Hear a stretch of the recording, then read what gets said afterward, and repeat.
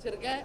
அதே போல என் தொகுதி முழுக்க கிடைக்க வேண்டிய பட்டா மற்றும் வருவாய்த்துறை மூலம் வர வேண்டியதையும் நாங்கள் துறை சார்ந்த அமைச்சர்கிட்ட கொடுத்துருக்கோம்.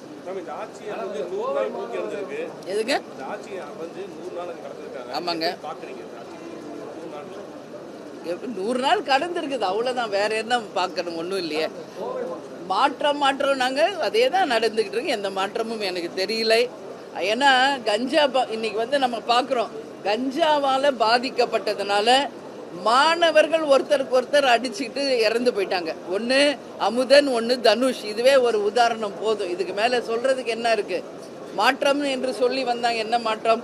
அதே மாதிரி பாலியல் வன்கொடுமை இன்னைக்கு தமிழ்நாடு முழுக்க, கிருஷ்ணகிரி, திண்டுக்கல் போன்ற பல்வேறு இடங்களில், நான் ரொம்ப லாங் பேக் போல, ஜஸ்ட் இந்த 1 வீக் 4 நாள் நாங்கள் சட்டசபைக்கு வராத இந்த 4 நாளில் நடந்த விஷயத்தை தான் சொல்கிறேன்.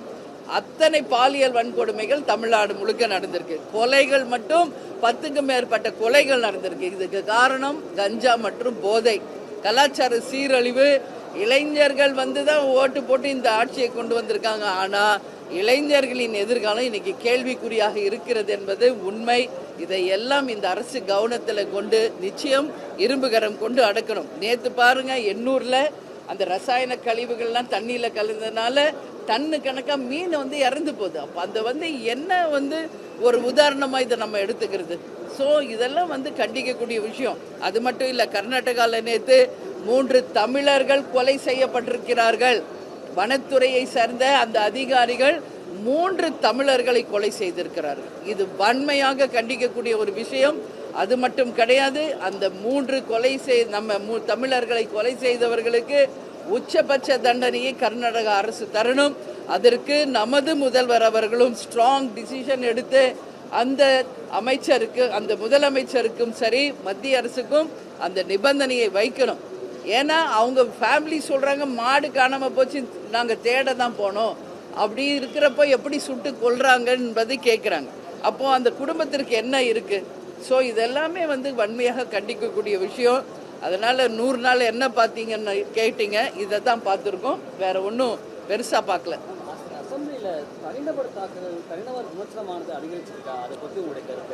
இது எல்லா ஆட்சியிலையும் இது நடக்கிறது தாங்க. அதே தான் இப்பயும் நடக்குது.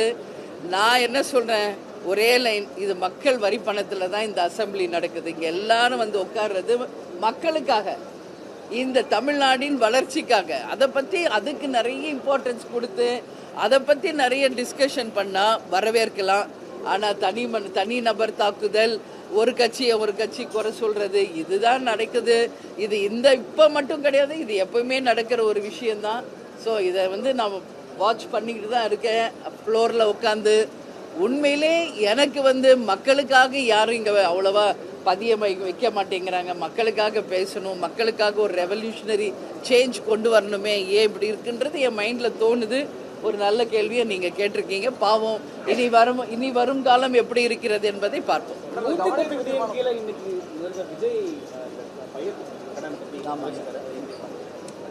இது பயிர் கடன் நம்ம எடுத்துக்கவே முடியாதுங்க. ஏன்னா இன்னைக்கு சம்பா இல்லை, குருவை இல்லை, கடைமடையில் நீங்கள் போய் பாருங்கள், விவசாயிகள் அவ்வளோ இன்னைக்கு ஒரு விளைச்சல் இல்லாமல் கஷ்டப்படுறாங்க. அதனால தான் இன்னைக்கு நம்ம விவசாய பெருமக்களுடைய வாழ்க்கை பெரிய கேள்விக்குறியா இருக்கு. வருமானம் இல்லை, அவங்க நெல் கொண்டு வந்தால் அதுக்கு பாதுகாப்பு இல்லை, கிடங்குகள் இல்லை, நெல் கொள்முதல் இல்லை, எவ்வளோ பிரச்சனை இன்னைக்கு விவசாயிகள் சந்திச்சுட்டு இருக்காங்க.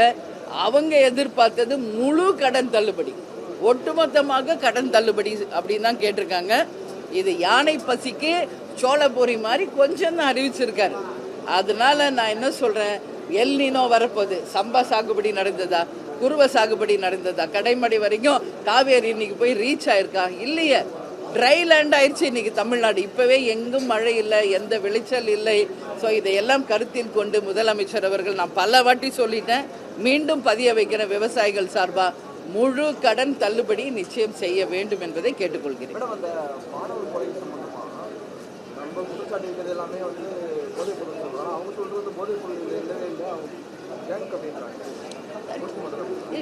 ஆயிரம் காரணங்கள் சொல்லலாம்.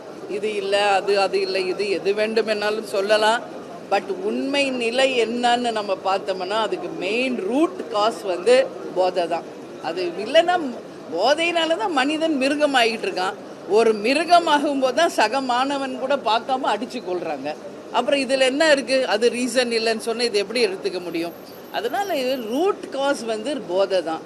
இது கண்டிப்பாக தடுக்கப்பட வேண்டும். இளைஞர்கள் கையில் தான் எதிர்காலம் இருக்குன்னா இந்த இளைஞர்கள் எதை நோக்கி போயிட்டு இருக்காங்க?